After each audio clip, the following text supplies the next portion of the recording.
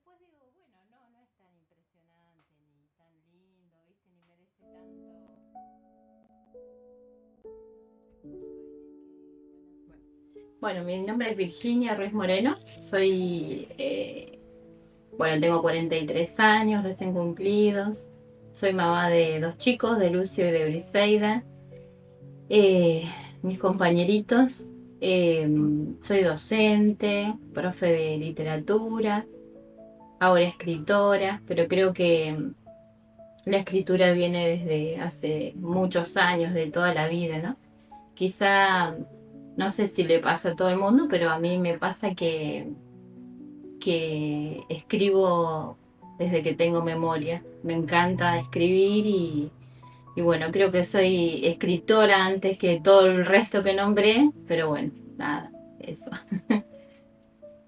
Guau.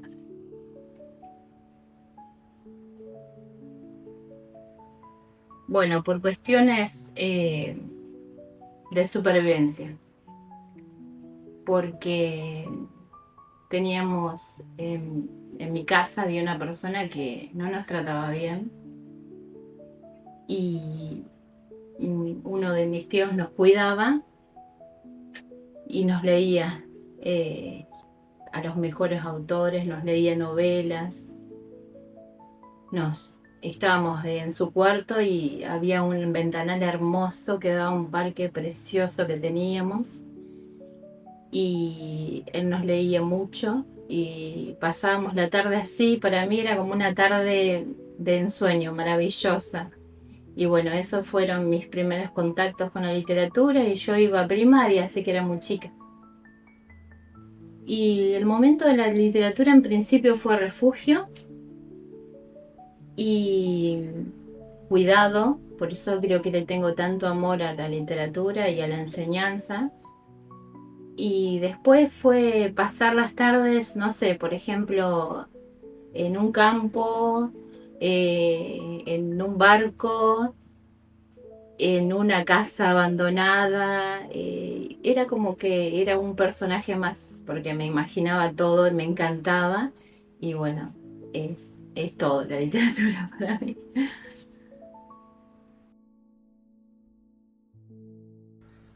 El Lazarillo de Tormes, ese llegó a mi vida por mi profesora de literatura.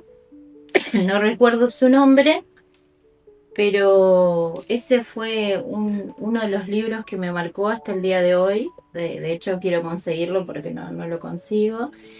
Y me llamó muchísimo la atención de ese huérfano criado por un ciego, ¿no? Era como, no sabías quién cuidaba a quién, y esa violencia y a la vez complicidad que tenían entre los dos, eso me gustó muchísimo. Después hubo otro que se llama Peer Gynt, de un pícaro, ¿no? De un personaje que, que si mal no recuerdo es de Ibsen, eh, y que este personaje hacía todo mal, hacía todo al revés, pero siempre se salía con la suya. Me hacía acordar mucho a una persona muy querida, muy conocida, no voy a decir porque no voy a decir quién es el pícaro, pero me gustaba mucho.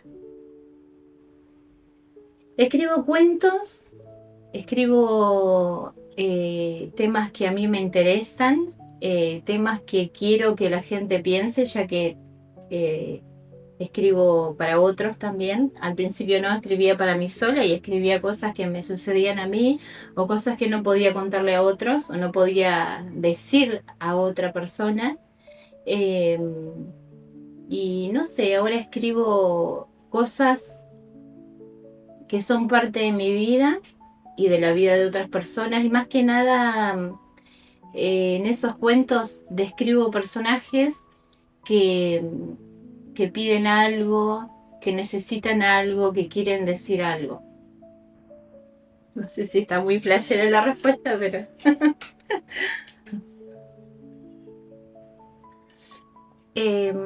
la temática en general me gusta escribir sobre el género realista, pero mezclarlo con el terror, eh, y con lo bueno, ya sería otro género, ¿no? Pero dentro de ese realismo me gusta que haya algo de terror o algo de suspenso y me gusta mucho lo fantástico. Eh, porque considero, bueno, me preguntaste por qué, pero te digo, considero que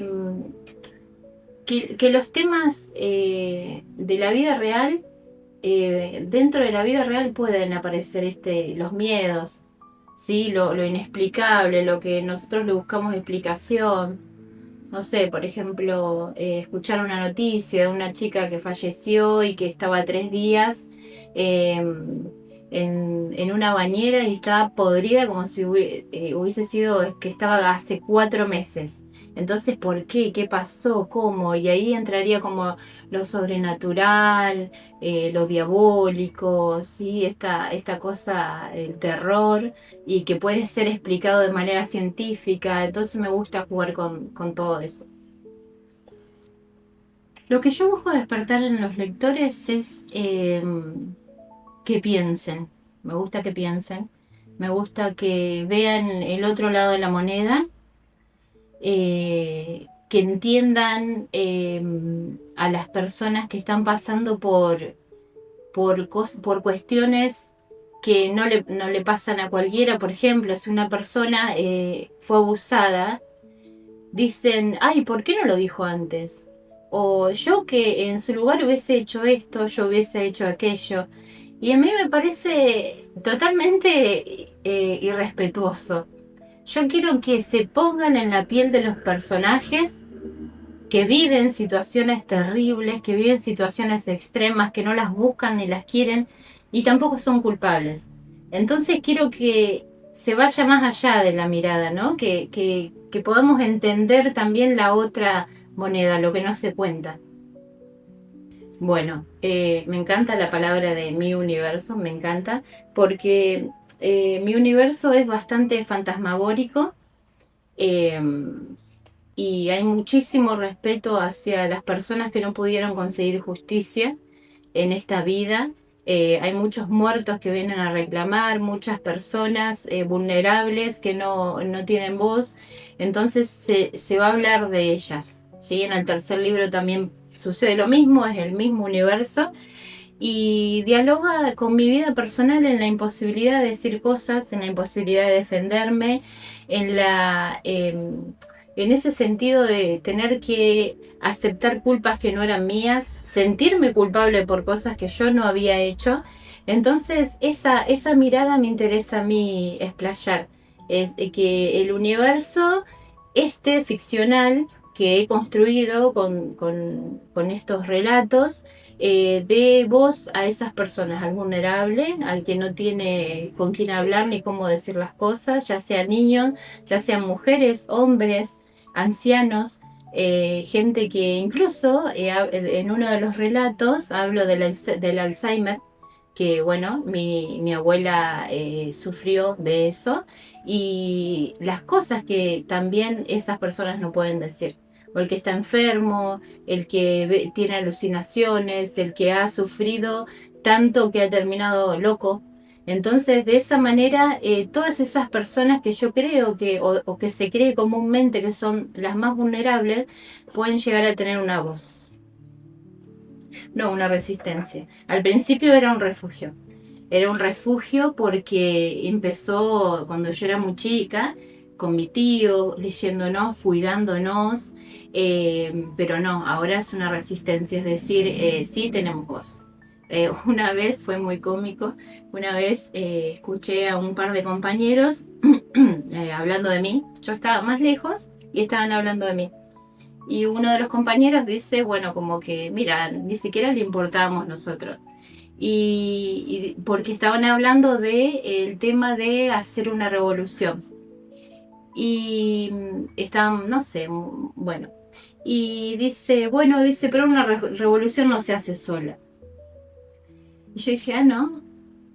Y yo no es que, a ver, no, yo no quiero ir en contra de lo que ellos dijeron, pero ahí de alguna manera me despertó cierta cosa, decir, yo te voy a demostrar que una revolución se puede hacer solo. Obviamente, cuento con un montón de gente, pero si yo no hubiese hecho esto, no estaría quizás siendo leída, no estaría ni siquiera entrevistada, ¿entendés? Entonces yo creo que es resistencia, es decir, sí, yo lo hago y yo tengo voz y puedo decirlo y puedo transmitirlo. Bueno, ahora el miedo, ahora actualmente el miedo no ocupa prácticamente ningún lugar. Quizá los miedos más profundos son por terceros y no por mí, que serían por mis hijos.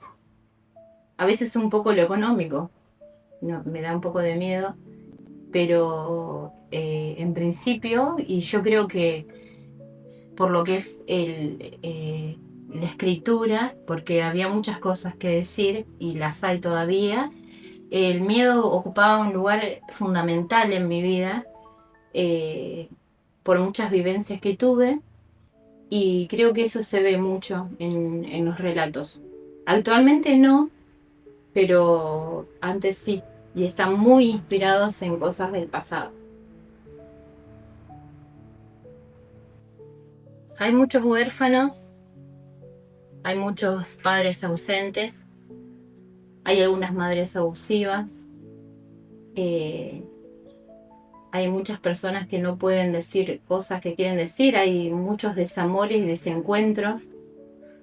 Creo que cuentan lo que nos pasa a muchas personas o que nos ha pasado a muchas personas. Hay pocos relatos que traen una ilusión o que traen un despertar. Quizá hay alguna que otra reflexión. Cuando en uno de los relatos se habla de que la persona está sola, que no se sienta sola, que se llama traumas.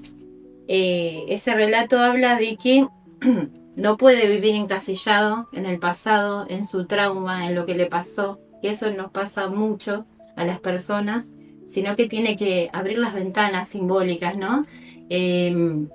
Dejar salir la angustia y empezar a vivir de otra manera, pero para eso se necesita mucha valentía.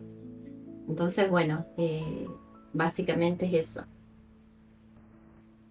Me olvidé la pregunta, pero bueno, está. No, no, Okay. está Ya perfecta. está. Que símbolos de imagen Sí, aparecen. bien. Que Bien, lo dijiste sí, perfecto. está. Ujú. Y más que nada las temáticas, ¿no? Ujú. Bueno, los obstáculos primero eran personales. Absolutamente, yo voy a decir esto, yo voy a escribir esto, yo voy a permitir que se lea esto. Y después dije literatura, literatura. Obviamente, siempre yo traté, siempre no, hace un par de años traté de buscar un soporte o una ayuda psicológica para ir sacando ciertas cosas y mirando lo que necesitaba yo, y lo que necesitaba era contar y hablar y decir. Eh, pero obviamente siempre me decían, bueno, tranquila, no te expongas tanto porque van a pasar ciertas cosas, pero lo decían por mí, no para cuidarme a mí. Y bueno, hubo controversias con gente muy querida porque obviamente son temas muy dolorosos o muy personales que obviamente uno nace en familias, no nace solo. Entonces, de alguna manera, cuesta decirlo y que el otro no se sienta tocado o no se sienta mal, ¿no? Y muchas veces no entienden que algunas de las historias son personajes, son historias, son ficción, y muy pocas en realidad están inspiradas 100% en mi vida o en mis vivencias. Y lo otro es imaginación, lo que uno puede ver, rescatar, incluso oír de una noticia o algo así, o una idea, un sueño que tiene. Pero bueno, sí, y tuve que aclarar, esta es mi manera de decirlo, estoy en todo mi derecho, no quiero ofender, sino que quiero ser quien soy y decir lo que tengo ganas de decir. Puede ser que mis miedos, digamos, no sé si los actuales, quizá pensándolo así, puede ser que también refleje miedos actuales que yo no percibía, eh, ciertos complejos, inseguridades. ganas de pelear y de tener voz, de decir cosas, de que otros puedan ser escuchados. Eh, no sé si decir una portavoz de, porque es un montón, pero sí decir, yo te escucho, yo te entiendo, yo pasé por esa situación y pude salir adelante. Te- Si podría hacer una introspección, le diría que es importante, que no es un estorbo, que es buena y que no necesita demostrarlo y, y que está haciendo las cosas bien. Mm, Encima esa mosca de mierda que se me rompió el rail. Dios, Tirarle esa. sí, es súper importante eso, que luchen por sus sueños, que no importa que se sientan el último durazno del frasco, por no decir el orejón del tarro, eh, que la percepción es del otro y no importa lo que vean en nosotros, importa lo que nosotros podemos entender que valemos. Eh, yo lo hago mediante la escritura o la enseñanza, que para mí son cosas buenas, que creo que hago bien, eh, que voy aprendiendo día a día, y como madre quizá también. eh, y creo que no necesito ocupar tantos roles para decir hago las cosas bien, en el sentido de que no es necesario ser la mejor hija, la mejor amiga, la mejor compañera. Somos lo que somos, y de la manera que somos, y creo que priorizarse uno está bueno también. Entender que si nosotros no estamos bien, el resto puede ir y venir y no pasa nada. Por ahí es medio pesimista decir esto, pero nos morimos y la vida continúa. Entonces hay que estar bien, hay que estar felices con lo que hacemos, con lo que nos gusta. eh, y en el momento en que no nos sentimos bien, irse, correrse, no estar, no soportar, no aguantar, porque no venimos a aguantar y a soportar cosas o personas. Entonces, bueno, nada, eso. Agradecer, quiero agradecer porque la verdad que a partir de que me animé a escribir, eh, pasaron cosas muy lindas, tuve reconocimientos muy lindos, pero no es por el reconocimiento, sino por la llegada de los relatos a la gente, ¿no? Y eso que no, todavía no hicimos casi nada, pero eso, lo que despierten otras personas, eso quiero agradecer porque incluso me han llamado algunas personas llorando diciendo me encanta esto que escribiste. Por ahí puede ser que me estoy mandando la parte no, nada que ver. Y a mí a mí me sorprende gratamente porque la idea es esa, ¿no? Llegar a las personas y decir algo que importe. ¿Y por qué crees que se siente identificada esa persona cuando te llama? Y porque trato temas muy cotidianos, muy que no se hablan, que no se dicen, y a veces lo cuento con tan naturalidad, eso es lo que me dicen. Por ejemplo, hablo, no sé, del aborto, de un aborto clandestino, ahí en uno de los relatos de Más allá de la mente, por ejemplo. Hablo de un aborto clandestino hecho en lo que se llama una clínica, la clínica La Chata, es el relato. Y lo hablo con tal naturalidad y tal crudeza que espanta, pero uno sabe que esas cosas se dan, que son ciertas, por ejemplo, ¿no? Muchas gracias, de verdad, No, por por favor. participar y sumarte a este nuevo espacio. Bien, muchas gracias, muchas gracias.